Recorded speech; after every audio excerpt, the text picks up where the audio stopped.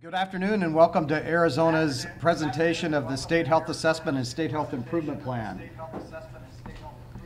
With me here is my co-chair, Suzanne Feaster, who's the CEO and president of St. Luke's Health Initiative, and I have a couple staff from our Department of Health Services here as well.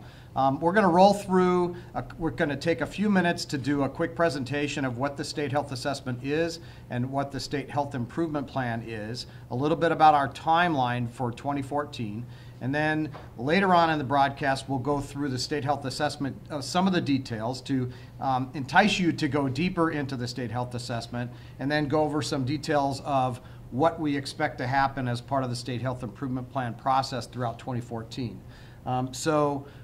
With that, let me give a quick housekeeping note, and then I'll turn it over to Suzanne for some additional comments. On your screen, you'll see two orange or red boxes. I'm kind of colorblind, so I can't tell. It might even be brown. One says download presentation, and one says vote. So in order to follow the broadcast throughout the 2 o'clock hour, you need to click on that download presentation box, and once you do that, it'll pull up the PowerPoint that we'll be going over in the next 40 minutes or so. Suzanne. Thank you, Will. On behalf of St. Luke's Health Initiatives, which is a public policy foundation that has an emphasis in health policy, I want to thank you for asking me to co-chair this. We really see this as a continuing effort that SLHI has been involved in for a long time as being a catalyst for community health. And our hope is that once you watch this today and you get a better sense of what is going on with the state health assessment and looking at the state health improvement plan, that you will look to ways that you can impact this effort, that you can give us your feedback and really make this a high quality program and a high quality effort. Think about this as we move into 2015, we will have a new governor, a new legislature. We've got engaged community leaders. We are moving out, albeit maybe a little bit slower, out of the economic recession as we'd like.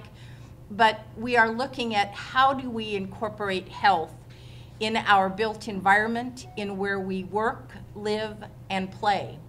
And so this plan really is looking at that, incorporating not just disease prevention and attacking illness, but also looking at health in a new key, health in a new way of thinking with prevention. So before we move into a presentation of the State Health Assessment, let me give a quick overview of where we are today and then where we'll be going in 2014. We've had an effort working with the county health departments really throughout 2013 and into the first part of 2014, working with the county health departments to build the community health profiles and the community health improvement plans. And so what we did as part of our work here at the Department of Health Services is put the state health assessment together. And so that's a completed document. You can see it on our website at azdhs.gov. You need to carve out some time because it's about a 300 or 400 page document, so it's not all digestible in one sitting, but that provides the essential surveillance for the status of health in Arizona and where we are today. The next step is to transition and pivot into the State Health Improvement Plan. That component hasn't been completed yet, so that's what we'll be talking about later on throughout this broadcast, is the steps that we'll be going through to build that State Health Improvement Plan throughout 2014 with the goal of finishing that plan, as Suzanne said, at the end of 2014. So the State Health Assessment is completed. That's something that's available online.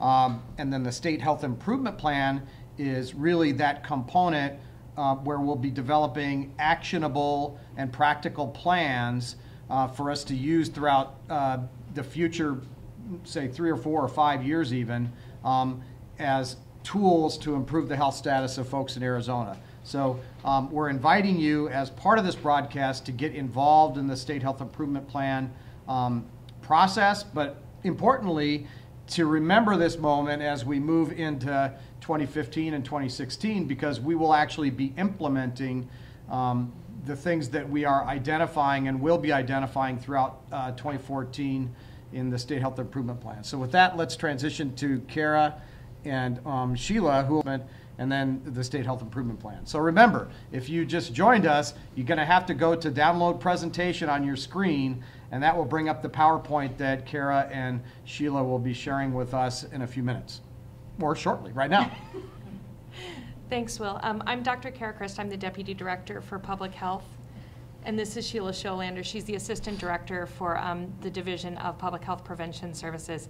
And we're going to go through just a little bit about the State Health Assessment and then steps for the State Health Improvement Plan. We will try to remember to say next slide because we're not controlling it, so that everyone also can keep up with us on the presentation that you've downloaded and are watching on the side of the show. So next slide. So just to give you a little bit of overview what to expect during this presentation, we're going to talk about the process that we use to develop our state health assessment. We'll show you a little bit of data that we've seen. Again, like Will said, this is 300 or 400 page document online, so this is just going to be just a little taste test of some of the data that we have because this is a comprehensive document. We'll discuss how we arrived and what the 15 leading public health issues are, the process that we're going to use for the State Health Improvement Plan, go over some of the next steps, one of which is selecting prioritization criteria, and then we're going to give you some links so that if you're doing this later, you can link either to our website to see the actual state health assessment or to link to the voting so that you can help us select those the criteria that will prioritize the leading health issues on that we'll use in the State Health Improvement Plan. Next slide. So the first question that's very important is why would we engage in a state health improvement plan and process? Well, this is what's going to set the priorities statewide that are specific to our state and to the needs of the people within our state. It's going to give us and the state and sister agencies and community agencies leadership and direction on how to improve health in the next 5 years. Hopefully it will help us align the partnerships and resources that are available in the state and even outside of this state so that we can build and work on those shared goals and strategies and so that we're all moving in the same direction collectively. And then also one of the important things for us as a state is it meets the national standards for accreditation of state health departments and for the state as a whole. So what this does is it ensures that as a state, we are meeting the 10 essential public health needs and that we're doing what we can to meet the health and safety requirements for Arizonans moving forward. Next slide. So planning again, begins with assessment. So taking a look at everything that's already available and where we are and a snapshot of our data. And we always laugh that it's funny to give a quote that Will says right in front of Will. But it's a very important quote, and it's one that we've been using throughout our entire assessment process, that the state health assessment gives Arizona's public health and healthcare systems a clear tool to help drive future decision-making and resource allocation as we collectively press ahead with implementing evidence-based interventions to improve health and wellness outcomes across Arizona. And so that summarizes how we started and how we moved through our state health assessment. And you'll see that it wasn't just a state or Arizona Department of Health Services process. This really involved citizens, the community organization, our local health departments as we moved forward to develop this health assessment that you'll see online. Next slide. So the core elements of a comprehensive assessment are going to be a strong analysis of needs and system capacity and a clear linkage of the priorities that we establish to those needs. And so that's what we're going to use the data from this health assessment to do, is really link our needs and what we've established as priorities moving forward in the improvement process. The process you'll see, we're going to describe it, but it really was a comprehensive process starting with the communities. We engaged over 10,000 people statewide, and a lot of that work was done at the local level. So we had over 600 focus groups that were completed by our county health departments. We had hospitals, we had community health organizations, all working. 8,000 people responded to surveys in both English and Spanish. And so it really was a comprehensive effort in order to come up with this state health assessment. Next slide. So when you take a look at this, you can see across the top there's an arrow, and that's our state health assessment methodology. And we started with 60 health indicators, which were actually used from the 2020 Healthy People Priorities. And we've listed the group, each one of those indicators, so demographics, chronic conditions, injury and violence, had between 5 and 12 indicators below that we either had data, we knew our communities had data, and what we did was we collected all of the data, both primary data from our communities and from our local health departments, and we supplemented with the secondary data that we had here at the department. That data was then used to prioritize those indicators, and so to identify what were our leading priorities. And that could have been the size or the seriousness of the problem, you know, the morbidity or mortality, what resources we had available. A lot went into deciding the prioritization of the indicators. And you'll see that we're going to repeat that process once we get what we should prioritize our 15 leading health issues for the state health improvement plan. Once we had those priorities of indicators, the community health assessments were formed. And so all 15 counties have a completed health assessment. They used various models. They were able to work within their communities. They engaged partners, tribes, and nonprofit hospitals. And again, 10,000 people were engaged statewide. And then the counties came up with the top 10 county priority health issues. And these were things that were determined to be priorities in a lot, if not all of our counties. Next slide. So the leading health issues then were identified both by the counties, and ADHS, or the Arizona Department of Health Services, added 5 additional that we felt were statewide priorities that may not have been addressed by the counties at a local level. Next slide. And so the 10 you can see from our county level analysis, so these were identified within the community health assessment, so those 15 that were developed by each of the counties. But they range, I'm sure almost everybody watching could come up with what the leading health issues are. Things like obesity, heart disease, diabetes, access to well care, management of other chronic diseases. These are all things that we're well aware of in our community that should be priorities moving forward. Next slide. And then as we looked at the 10 priorities that were chosen by the counties, we also identified some things that some of them were Arizona's winnable battles that we felt we could make progress on within the next 5 years, that we felt really were impacted by a state level. So tobacco use, suicide, healthcare associated infections, unintentional injury, and oral health, all while not identified by the counties, we felt were statewide priorities that definitely needed to be addressed. Next slide. And then when you look at the SHA, you'll see when you go online that we were able to group them based on similarities. And so when you looked at them, they kind of fell into 3 subcategories. And that's the way that they'll be grouped and tabbed within the state health assessment. So issues related to risk factors and co-occurring conditions. That would include your tobacco use, obesity, teen pregnancy. Another subcategory was issues related to morbidity and mortality, suicide, diabetes, heart disease, oral health. And then finally, one of the big ones that we looked at were issues related to access to systems of care. And so access to health insurance coverage, access to well care, and access to behavioral health services. And when we grouped it that way, it made sense because a lot of them then can be addressed through overarching systems. Next slide. I'm going to turn it over to Sheila to talk about the fun part, the data. Hi everybody, I'm really excited to be able to share with you just a couple of highlights from some but not all of the 15 leading health issues in the state health assessment. And we're going to start with the co-risk factors. And part of what we're doing here is giving you some insight into why some of the health issues kind of floated into the top 15, but also some context to think about when we have to struggle with choosing among criteria and setting priorities. So starting with obesity, which was the most commonly cited health priority from the community health assessments.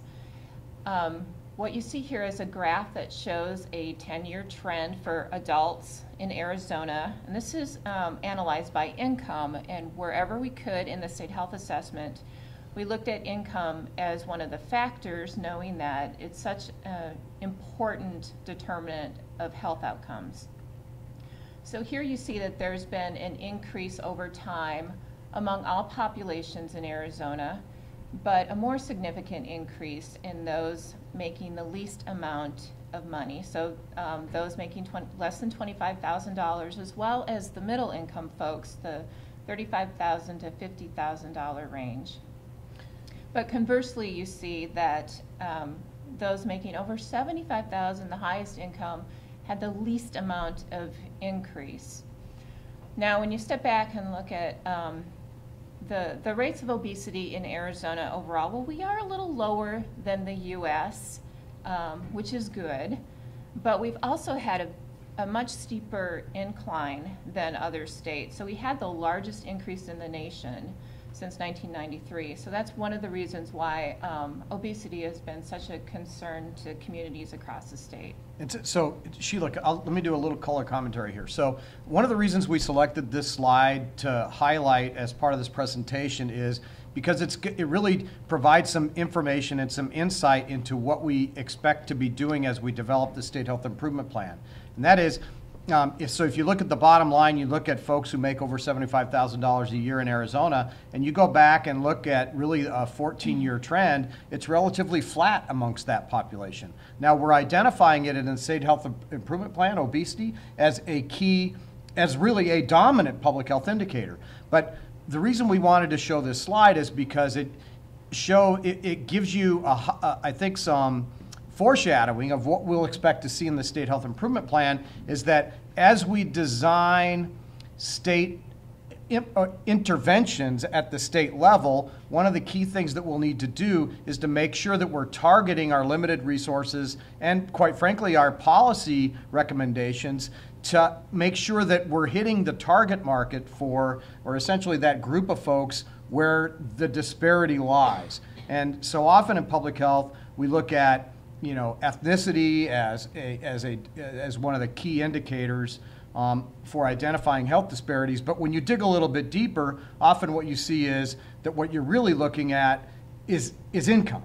And so we wanted to make sure that we highlighted this slide because it really discusses one of the dominant themes throughout the state health assessment of obesity, but it also gives you a little bit of insight into where within the demographics of the state the biggest disparities lie, and where we need to, as we develop our State Health Improvement Plan, identify targeted interventions to help dial that back with those populations that are at higher risk.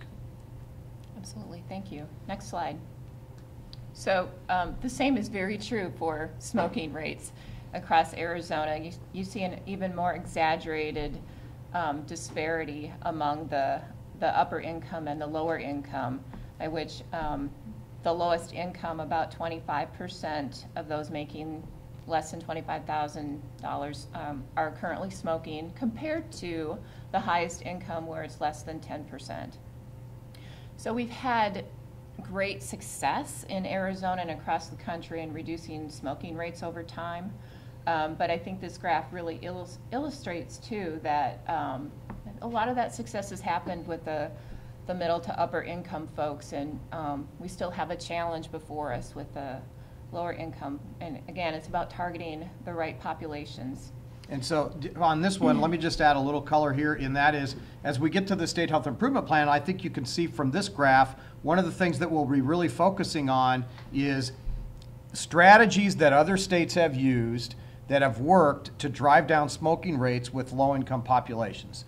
And where you see that 75,000 plus income line, you can see that over the last 10 or 15 years, we brought that smoking rate down from about 17% to about 7%. Good success, but if we're going to make progress as a state, we've really got to focus on that low income, where you see that really we haven't made any progress hardly at all in the last 12 years in the lowest income Arizonans. So we need to identify opportunities and strategies that other states have used to drive that smoking rate down among low-income Arizonans. Right. And I think the other takeaway is that the battle with tobacco is not over.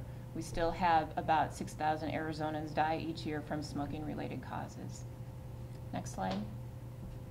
So moving on to the category of morbidity and mortality, which contains a number of health issues. So again, I'm just highlighting a couple. Suicide is among the top 15 leading health issues. So wanted to put this into context. Arizona does have higher suicide rates than the US, but suicide claims more lives in Arizona than homicides and motor vehicle crashes. So another leading health issue is that of unintentional injury, which is the leading cause of death among younger Arizonans, so 1 to 44-year-olds. So unintentional injury, what many of us think of as accidents, many of which are actually preventable. So unintentional injury includes things like falls, poisonings, and motor vehicle crashes.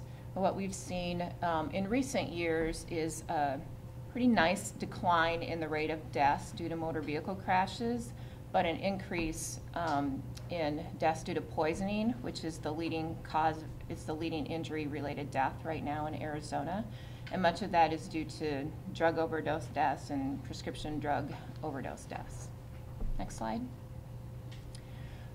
Some other health issues to highlight in the mortality and morbidity section. When you kind of take a step back and say, what is killing most Arizonans? It is cancer. Cancer is the leading cause of death in Arizona. It claims over 10,000 lives. So that's closely followed by heart disease deaths. Now, the good news about deaths due to heart disease is it has declined pretty significantly over the past decade. And our death rates in Arizona, both from heart disease and cancer, are lower than that of the US. Now, the third point there is related to oral health. So some of you might be wondering why would oral health make a list of the top 15 leading health issues? Because it's not just about having a nice smile, right? As we know, it's about how oral health can be associated with infections, and there's linkages to heart disease and premature births and other areas of health. So one of the kind of the stunning things that we found in the health assessment is how we compare to the US, in that we had the highest percentage of third graders with untreated tooth decay. Next slide. So moving on to systems of care, and I apologize, I'm not doing all this data justice because it is a 390-page document. But the systems of care is a really interesting part of the health assessment, because we talk a lot about the rates of uninsured across the state and what populations are impacted. But wanted to kind of share another view of accessing health care. So this is an example, too, of how we incorporated county-level data in the state health assessment. So for many indicators, you'll find not only a description of how we compare to the US and what our trends are, but differences among the counties. So here we see some data demonstrating that Apache County had the highest percentage of folks who could not see a doctor due to cost over this 3-year period. So that's at 20% compared to less than half that amount in Graham and Greenlee County. Next slide. So another area of systems of care is the whole concept of accessing well care and preventive care. And so one of the important measures of that is how many of us have seen our doctor just for a routine health checkup in the past 12 months. So this demonstrates that about 65% of Arizona adults had that routine checkup. So for children, one of the things we looked at is how many were getting a flu vaccine, and in Arizona it was about 37%. And there's lots of other preventive health indicators in the report as well, but so it's really that importance of accessing those preventive health benefits so that we are preventing disease before it occurs. And then the third point is really about behavioral health services, which is one of the 15 leading health issues. And just to start with, knowing that people with severe mental illness die on average 25 years earlier than the general population, and they die of not necessarily diseases or experiences related to their illness, to their mental illness, but more so from chronic diseases, it becomes very important for us to find better ways of integrating physical health and behavioral health care. So in Arizona, we've been working on that for a couple of years now and have launched the first fully integrated regional behavioral health authority in April in Maricopa County. So it's a huge area of a system of care, incredibly important to the health of Arizonans. Next slide. So that was just a snapshot again of a few of the health indicators that rose to the top 15. But when you, again, taking a step back and reading the 391-page document, a few kind of themes emerged from that. And these are just what we kind of saw, but you may absolutely find others as you read the document. But one theme certainly was improving access and coordination of care. So part of that, of course, is getting more Arizonans covered with health insurance. Another part is that behavioral health integration we just spoke of. But a third part of it is certainly looking at workforce issues, and do we have enough providers in the right places across the state. A second theme that emerged was that of really the concept of healthier lifestyles and how we need to shift and keep shifting the cultural norms so that people are more apt to make the healthy choice and that it becomes the easy choice. And then third, and I think similarly to what Suzanne had mentioned with her comments, is that concept of healthier communities, where we're looking at how to shift the environments in which we live, learn, work, and play at the local level, again, so they're more supportive of healthier choices. Next slide. So how will our state health assessment be used? We've already talked a little bit about accreditation, but wanted to point out that I think this is an enormous resource for people across the state, because it includes not just that state level data, but also the county and community level data, and has data included not just on the 15 leading health issues that were identified, but on many, many other health issues included as well. So it's a great resource for writing grants, reports, or just learning more about a particular health topic. I think, but most importantly here today and for our work in the next 6 months, is that the state health assessment is really the foundation upon which we build this, this great state health improvement plan. And so we let the data, both qualitative and quantitative, help drive those decisions. Next slide. So now we'll move into talking a little bit more about the health improvement plan and the process that we are planning to use. Next slide. So the state health improvement plan is really kind of that overarching 5-year game plan for how we work together to build a healthier Arizona. So we start with prioritizing those leading public health issues, defining objectives, and then looking at our capacity to address the issues. Next slide. And a little bit about our timeline. So today is really our launching point for the State Health Improvement Plan. We're having our very first steering committee meeting today, and obviously our first live broadcast.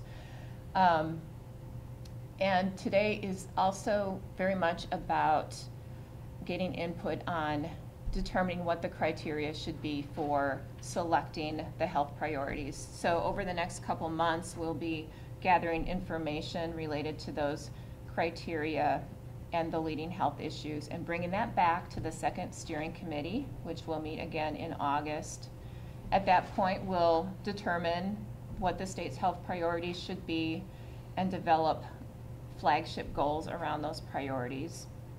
In September, we hope to have another broadcast to share with you all what the committee has come up with for the health priorities and the flagship goals. And get broad, we want to cast the net as wide as we can to get broad input at different points along the process. By October, we hope to really start drafting the State Health Improvement Plan and establish work groups to start hammering out the details involved with the priority areas. And then by December, aggressive timeline, we hope to have a State Health Improvement Plan completed. Next slide. So step one is really engagement of stakeholders. And although we call it step one, it's a step that should be interwoven throughout the whole process. So we'll be looking at mechanisms to gather community input like we're doing today. There'll be different points in the process by which we'll gather input, but there's a lot of different ways that stakeholders can be involved along the way. One will be actually working hands-on with some of the work groups, and certainly as time goes on and we have a State Health Improvement Plan, actually helping to implement the activities in the plan. Next slide. So step two is really about prioritizing that incredibly important step. And what we're sharing is a matrix we use a lot to think about how we align resources to meet capacity needs. So as we look at the highest need health priorities, what kind of resources do we have to address those needs? So for some of the health issues where there may not be a lot of resources going in to address that particular health issue, we, meaning the big we, not talking about Arizona Department of Health Services, but all of us across the state who are concerned about a health issue, think about how we could reallocate or allocate resources to help address some of these needs. And then I think it's really important to recognize that there's tremendous work going on already in all of these 15 leading health issues. And so the intent is really to build on the work that's already being done and to bolster wherever we can with additional effective strategies. Next slide. So step three is about developing the State Health Improvement Plan. So based on the priorities that we hope to set in August, we will then go about looking at effective evidence-based policies, programs, strategies that we can implement that will really help us move the needle to achieve better health outcomes in the next 5 years. Next slide. So step four is really about measuring our progress. So that's why it becomes so important to define performance objectives so that we know how successful we're being with what we set out to do. So we'll be working on performance objectives that are very measurable over the next 3 to 5 years. Next slide. And step five, implementation. So what good is a health plan if you don't implement it, right? So this is an incredibly important step, and we'll be developing implementation plans that include specific activities, actions, and hopefully designate lead parties and monitoring our progress. Next slide. All right, so I'm going to step back in. So after you've seen all of the steps in the process, where is Arizona right now? Well, we're still in step one, so engagement of the stakeholders. And so the first thing we wanted to do was invite stakeholders to participate. And we're going to ask you to participate in many, many different ways. But the first way was through this live broadcast. We're convening a steering committee, which will help us develop those, take our prioritization criteria, select our flagship goals so that we can bring them back and get feedback on them. And then to help determine criteria to prioritize the leading health issues. And we're going to ask you to do that either at the end of this survey or within the next week. So And then moving forward, we'll ask you to participate in work groups. And so we're really in the engagement of stakeholders step right now. Next step, or next slide, I guess. So the first thing that we're going to ask everyone to help us with is to select our prioritization criteria. What are we going to use in order to determine which leading health issues we're going to focus on over the next year, 3 years, and 5 years? We're going to use partner input to determine that criteria. And you'll see, don't press on it now, but that little orange vote button, I think it's orange or brown like Will said, you can vote right now after the presentation is done. We'll be actually discussing the criteria, but we're going to use that feedback in order to select the criteria. Each health issue, so the 15 that we presented today, will be evaluated on the criteria we select. And then we'll prioritize the criteria, and that's what will move forward into the State Health Improvement Plan. Next slide. So the criteria, it's going to be broken up over a couple of slides, but the criteria we're going to have you vote on is a list of about 12 to 15 things. So would we use severity, so the morbidity and mortality of the problem, the scope or magnitude of the problem, and things that you'd want to consider are how many counties are affected, or how many counties raise this as an issue? What % of the population is affected by this particular issue? The potential to impact. Do we have strategies, or are there evidence-based strategies available? And is it something that we think could be a winnable battle that we would have impact on? Are there evidence-based models that currently exist to impact the problem? The cost effectiveness, and this could be either way. Is it cost effective to treat the issue, or is it less cost effective not to treat it? So things that you want to look at when we're going forward. And then political feasibility. Is there will politically to address the issue? Next slide. The community readiness and interest in solving. We may think that it's a huge leading public health issue or a leading health issue, but if it's not addressed by the community, or the community doesn't have the capacity to address it or take it on, it may not be prioritized. The disparities that are associated with that health issue, the trend direction, if it's getting worse or is it getting better, and we will have all of that data for you. The quality of life, either impacted by the health issue, by those that have the health issue, or how does that issue impact the quality of life of all Arizonans. And then Arizona ranking below the U.S. data. Are those things that we want to look at if we're lower than the U.S. data? Because on some things we're better than the U.S. data. And so take a look at that. The next slide. So what is our call to action? Well, we definitely need everybody's help. And so we're going to need help selecting the criteria that we just discussed. What you can do is, if you want to, after the presentation is done, you can click on that vote button, and you'll actually be taken to the survey so that you can vote right now on the top criteria that you think should be used moving forward. Or you can use this presentation later after you've looked at it, and you can use that SurveyMonkey link to answer and vote on that. You can also forward this presentation to others you think may have an interest in helping us with the State Health Improvement Plan, and they can answer the survey as well. Like Sheila said, we want to cast this net wide, and we want to get as many responses as we can. So feel free to forward the link to others so that they can help us select those criteria. Next slide. And so we wanted to thank everybody. I'm going to turn it back over to Will and Suzanne, but if you want to take a look at the 391 page, Sheila knows the pages exactly, the report, you can go to our website. It's a beautiful ebook that you can look at, and not only will you see the data that we've presented, but there's links to all the community health assessments, all of our data, to evidence-based practices, and so you can go to an electronic format and see that. Thanks, Kara and Sheila. I think you really did a really nice job summarizing where we are and where we're going with the State Health Assessment and Improvement Plan.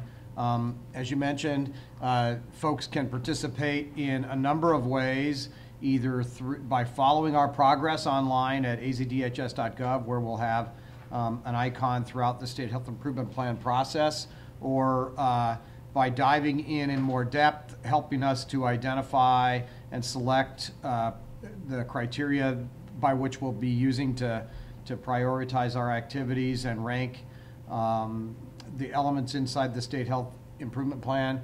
by getting involved with stakeholder groups. Again, your linkage of information is up on the website. We'll be looking forward to working with all of you as we progress through 2014 to really build a new template and model for improving health in Arizona. Suzanne?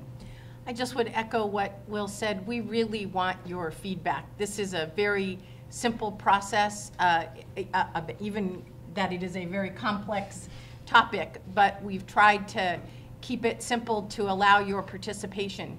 I would encourage you to send this out to your networks, family, friends, and colleagues, and really ask them to participate as well. The health of our state really is very, very important to our economic stability and our future growth in a sustainable way. So it really is important that we have everyone's participation in this effort. And if you're watching on the live stream, you'll see that there's a chat box over to the side of the presentation. If you want, we do have a little bit of time to ask some questions, so you're certainly welcome to ask some questions through the chat box. And so we'll take some questions for the next about 5 minutes. Okay.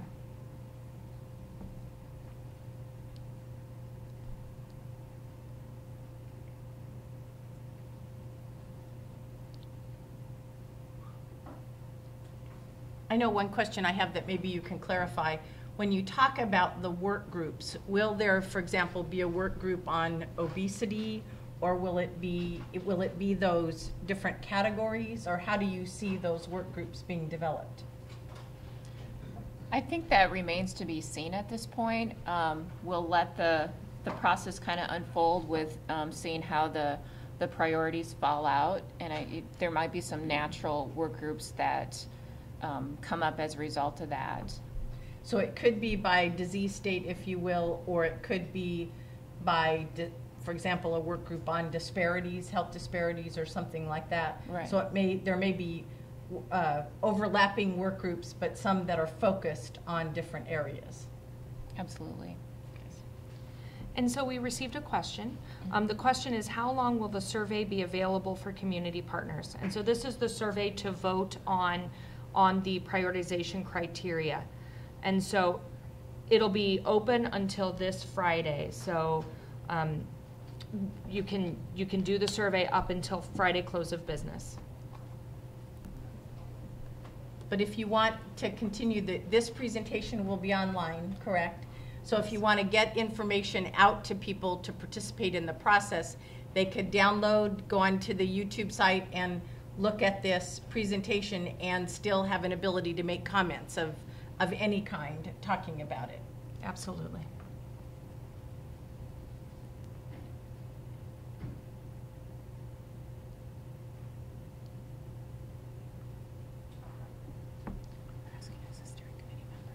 Okay, thank you all for your attention. Oh, we did get one. Got one more. Really quick. Who's on the SHIP steering committee? Do you want to touch on that? It's evolving.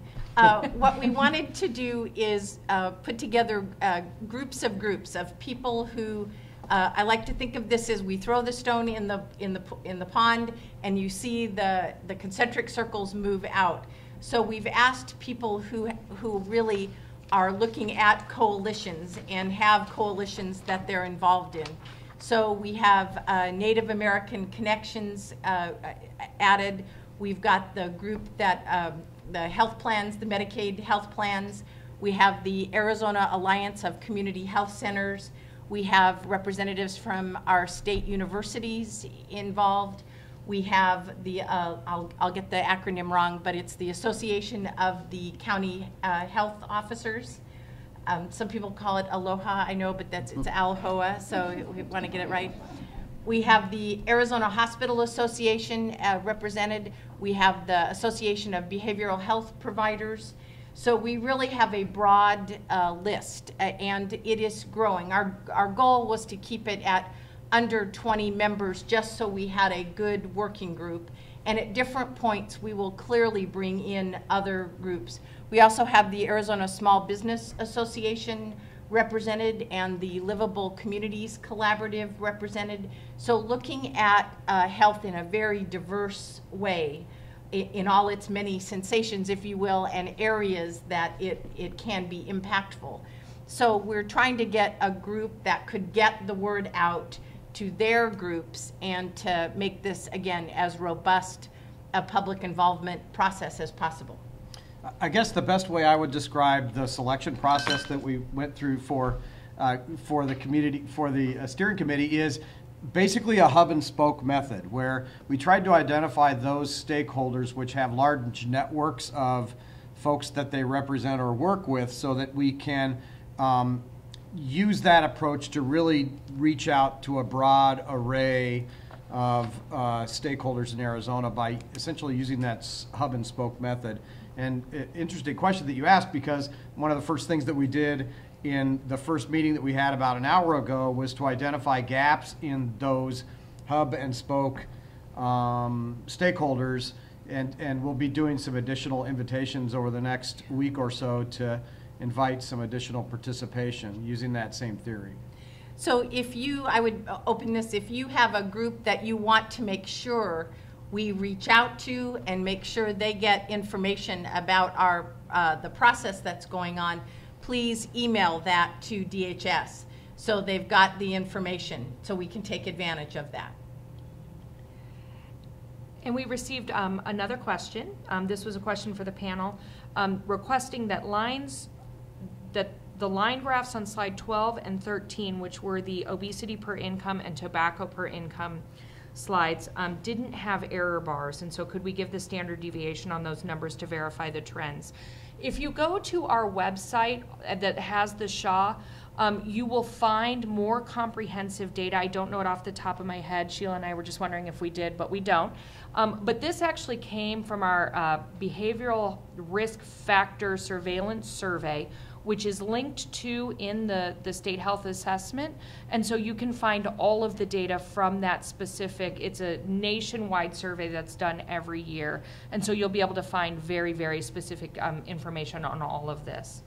And then probably our last question, will there be a communication plan along with the actual implementation plan? And yes, there absolutely will be. We will be communicating this with the help of all of our partners. Okay, thank you all for your participation. Stay tuned on azdhs.gov for more information, and we look forward to a robust discussion of health issues in 2014 to come up with an actionable plan to make this a better place and a healthier place to live. Thank you.